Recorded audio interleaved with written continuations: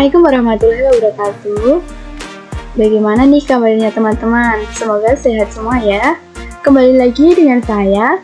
Perkenalkan, nama saya Sinta Marlina dengan NIM 2232090025 kelas akuntansi 5A. Di sini saya akan membahas materi yang berjudul persediaan. Yang pertama, definisi persediaan. Menurut PSAK nomor 14, persediaan didefinisikan sebagai aset dimiliki untuk dijual dalam kegiatan usaha biasa, dalam proses produksi untuk penjualan, dan dalam bentuk bahan atau perlengkapan untuk digunakan dalam proses produksi atau pemberian jasa.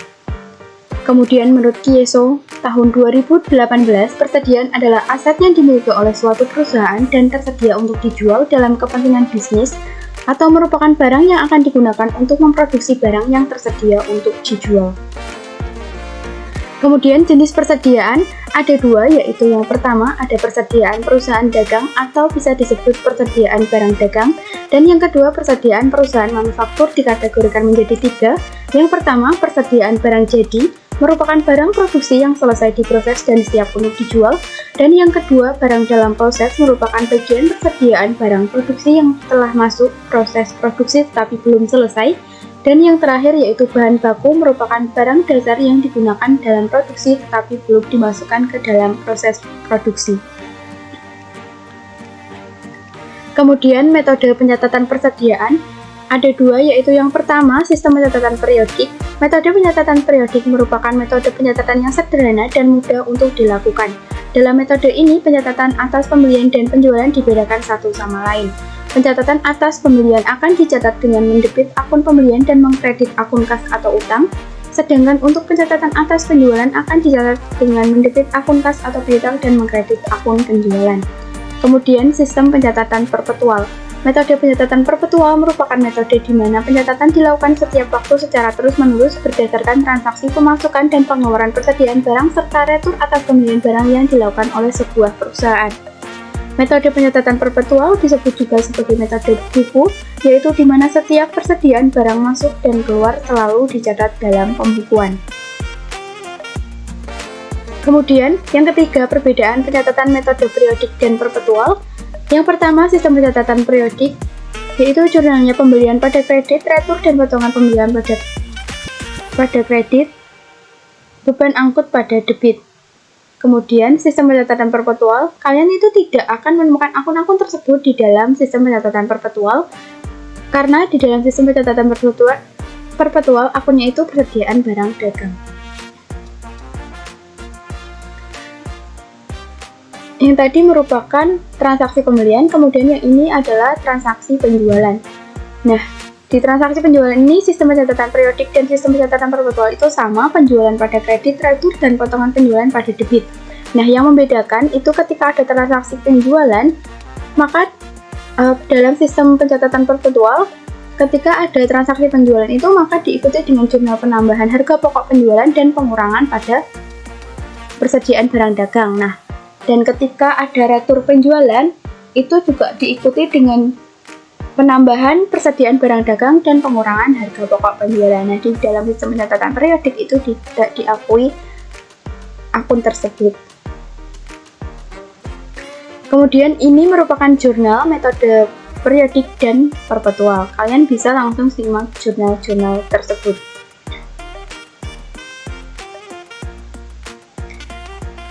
Langsung kita lanjut menentukan jumlah persediaan. Tidak peduli menggunakan sistem pencatatan persediaan periodik atau perpetual, seluruh perusahaan menentukan jumlah persediaan pada akhir periode akuntansi. Nah, itu ada dua. Yang pertama melakukan perhitungan fisik, dan yang kedua menentukan kepemilikan barang tersebut. Melakukan perhitungan fisik itu mencangkup menghitung, menimbang, atau mengukur setiap jenis persediaan yang ada. Sedangkan menentukan kepemilikan barang itu ada dua. Yang pertama ada barang dalam perjalanan, dan yang kedua ada barang konsinyasi. Barang dalam perjalanan. Untuk mendapatkan perhitungan yang akurat, perusahaan itu harus menentukan kepemilikan atas barang-barang tersebut. Nah, barang dalam perjalanan harus dimasukkan dalam persediaan perusahaan yang telah mengandung kepemilikan sah atau barang atas barang tersebut. Kepemilikan sah itu ditentukan beberapa syarat penjualan. Nah, yang pertama itu ada FOB shipping point, dan yang kedua ada FOB destination. Nanti saya akan jelaskan di slide selanjutnya. Nah, yang kedua, ada barang konsinyasi, merupakan barang yang dipegang untuk dijual oleh satu pihak meskipun kepemilikan barang tersebut tetap ada di pihak lain. Ini merupakan penjelasan FOB shipping point dan FOB destination. Nah, dalam FOB shipping point itu pembeli membayar biaya pengiriman. Jadi, barang itu menjadi hak milik pembeli itu ketika saat barang itu berada di pengirimannya ke pembeli. Jadi, atau mudahnya itu kepemilikan barang itu berpindah ke pembeli itu ketika kurir itu menerima barang dari penjual. Jadi ketika kurir ini sudah menerima dari penjual, ini kepemilikan barang itu sudah menjadi pembeli. Nah, sedangkan FOB destination atau penjual itu membayar biaya pengiriman, jadi barang itu menjadi hak milik pembeli ketika barang tersebut itu sampai ke tangan pembeli. Itu baru barang itu menjadi hak milik pembeli. Jadi bedanya di situ. Kemudian penentuan biaya persediaan. Nah, yang pertama ada identifikasi khusus, metode penentuan biaya arus fisik yang sebenarnya di mana barang-barang yang masih dalam persediaan secara khusus dihitung biasanya untuk mendapatkan total biaya persediaan akhir. Nah, kemudian ada asumsi arus biaya. Yang pertama ada FIFO atau first in first out, metode penentuan biaya persediaan yang mengasumsikan bahwa biaya dari barang yang dibeli pertama kali adalah yang pertama akan dijual. Nah, kemudian ada LIFO atau last in first out, merupakan penentuan biaya persediaan yang mengasumsikan bahwa biaya dari barang yang dibeli terakhir itu yang pertama akan dijual. Kemudian yang terakhir ada average atau rata-rata, merupakan penentuan biaya persediaan yang menggunakan biaya rata-rata tertimbang per unit untuk mengalokasikan beban barang yang tersedia untuk dijual ke persediaan akhir dan beban pokok penjualan. Nah, setelah saya membaca satu artikel kabar pendidikan yang ditulis oleh Ella Nur Laila, mahasiswa Fakultas Ekonomi dan Bisnis UHMK pada Selasa 26 Juli 2022 tentang metode LIFO dihapuskan, itu salah satu alasannya karena adanya perbedaan laba yang signifikan dibanding dua metode lainnya. Metode LIFO dalam menafsir persediaan terdapat selisih yang cukup jauh dalam laba operasi yang dihasilkan. Kemudian ini contoh perhitungan persediaan pada metode FIFO. Yang pertama itu ini pada tanggal 1 Desember 2023, ini ada persediaan awalnya. Kemudian pada tanggal 2 Desember 2023 kita akan melakukan pembelian. Nah, pembeliannya itu karena harganya sama dengan persediaan awal, itu pembeliannya kita tinggal jumlahkan saja. Kemudian pada tanggal 3 Desember ini juga pembelian, tapi harganya beda. Jadi kita itu memiliki barang 50 unit dan 25 unit dengan harga yang berbeda. Kemudian pada tanggal 4 Desember 2023 kita melakukan penjualan. Nah, di sini kita tahu first in first out. Jadi, ketika kita melakukan penjualan itu barang yang pertama kali masuk kita itu jual pertama kali. Jadi, kita jual dengan harga yang pakai 15.000 tersebut. Kemudian last in first out atau LIFO. Jadi bedanya itu langsung kita lihat dalam penjualannya. Jadi ini kan harganya 15.000, sedangkan persediaan awalnya tadi itu harganya 15.000, ini harganya 15.500. Nah, last in first out, jadi barang yang terakhir kali kita beli itu barang yang pertama kali kita jual. Kemudian selanjutnya metode average atau rata-rata. Nah, kita dalam menentukan ini harganya itu pakai metode rata-rata. Jadi ketika kita beli ini, unitnya ini kita tambahkan, kita jumlahkan 30 dan 25 jadi 55. Kemudian total harganya ini 450 ditambah 387.500 hasilnya 837.500 ini. Nah, kemudian ini rata-ratanya itu dari sini. Harganya tadi kita bagikan dengan jumlah unitnya, itu mendapatkan harga 15.227. Kemudian selanjutnya laporan keuangan dan pengaruh pajak dari metode arus biaya. Itu ada 3. Yang pertama, pengaruh pada laporan laba rugi. Dalam periode perubahan harga, asumsi arus biaya dapat memiliki dampak signifikan pada laba dan pada evaluasi yang didasarkan pada laba. Nah, pada kebanyakan contoh harga-harga itu mengalami kenaikan atau pada inflasi, itu FIFO itu menghasilkan laba neto yang lebih tinggi dibandingkan dengan metode rata-rata. Nah, sedangkan yang kedua, pengaruh laporan posisi keuangan. Nah, keuntungan utama metode FIFO adalah bahwa pada periode inflasi, biaya yang dialokasikan ke persediaan akhir akan mendekati biaya terbarunya. Nah, sebaliknya, kelemahan metode biaya rata-rata adalah bahwa pada periode inflasi, biaya yang dialokasikan ke persediaan akhir bisa jadi terlalu rendah terkait biaya terbarunya. Kemudian yang terakhir ada pengaruh pajak. Biaya rata-rata alasan mengapa dari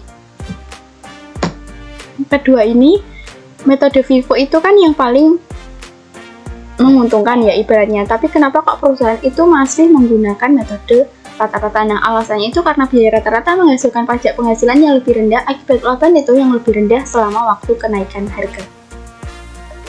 Kemudian, ini saya mengambil contoh dari laporan keuangannya PT Indofood pada tahun 2023 tentang persediaan. Nah, di sini informasinya persediaan dinyatakan sebesar nilai terendah antara biaya perolehan dan nilai realisasi neto. Biaya perolehan terutama ditentukan dengan menggunakan metode rata-rata bergerak, kecuali SIMP dan entitas anaknya. Biaya perolehan ditentukan menggunakan metode rata-rata tertimbang. Nah, nilai realisasi neto persediaan adalah estimasi harga jual dalam kegiatan usaha normal dikurangi estimasi biaya penyelesaian dan estimasi biaya yang diperlukan untuk melakukan penjualan. Kemudian, perusahaan itu menentukan penyesuaian untuk nilai realisasi neto persediaan berdasarkan hasil penelaan berkala atas kondisi fisik dan nilai realisasi neto persediaan. Nah, selanjutnya masih di annual report PT Indofood. Ini pada persediaan. Jadi, pemulihan penyusian atas penurunan nilai persediaan tersebut di atas jika ada diakui jika persediaan terkait terjual kepada pihak ketiga. Nah, penghapusan penyusian atas penurunan nilai persediaan tersebut juga dibalik jika seluruh atau sebagian persediaan dihapus karena rusak atau telah usang. Tidak ada persediaan yang dijaminkan pada tanggal-tanggal pelaporan. Berdasarkan hasil penelaahan terhadap harga pasar dan kondisi fisik dari persediaan pada tanggal pelaporan, manajemen berkeyakinan bahwa penyusian tersebut di atas cukup untuk menutupi kemungkinan kerugian dari penurunan nilai persediaan. Nah, pada tanggal 31 Desember 2023, persediaan dilindungi oleh asuransi terhadap risiko kebakaran dan risiko lainnya berdasarkan paket polis dengan jumlah pertanggungan sebesar 15.510.767. Nah, yang menurut pendapat manajemen cukup untuk menutup kemungkinan kerugian yang timbul dari risiko-risiko yang dipertanggungkan. Selanjutnya, yang terakhir, rumus perputaran persediaan. Jadi, inventory turnover atau perputaran persediaan itu mengukur berapa kali rata-rata persediaan itu terjual selama periode tertentu. Jadi, dalam satu tahun itu berapa kali rata-rata persediaan itu terjual. Nah, rumusnya itu harga pokok penjualan dibagi dengan rata-rata persediaan. Nah, saya mengambil laporan pada PT Indofood tahun 2023, kita bisa melihat persediaan netonya itu sebesar segini dan penjualan dan beban pokok penjualannya itu segini. Jadi 75 hasilnya ini kan dibagi dengan harga pokok penjualannya sebesar ini, harga rata-rata sebesar ini, dan dibagi itu hasilnya 4,77. Nah, kemudian rata-rata umur persediaan itu ukuran rata-rata jumlah hari persediaan yang ada yang dihitung dengan membagi 365 hari dengan rasio perputaran persediaan yang dihasilkan di atas tadi mendapatkan hasil 76,52 hari. Jadi artinya pada perputaran persediaan tadi dalam satu tahun atau tahun 2023 rasio perputaran persediaan terjadi pada PT Indofood Sukses Makmur Tbk itu 4,77 kali. Nah, sedangkan rata-rata umur persediaan ini artinya perusahaan membutuhkan waktu rata-rata sekitar 76,50 hari untuk menjual persediaan yang dimilikinya. Sekian dari saya. Terima kasih. Wassalamualaikum warahmatullahi wabarakatuh.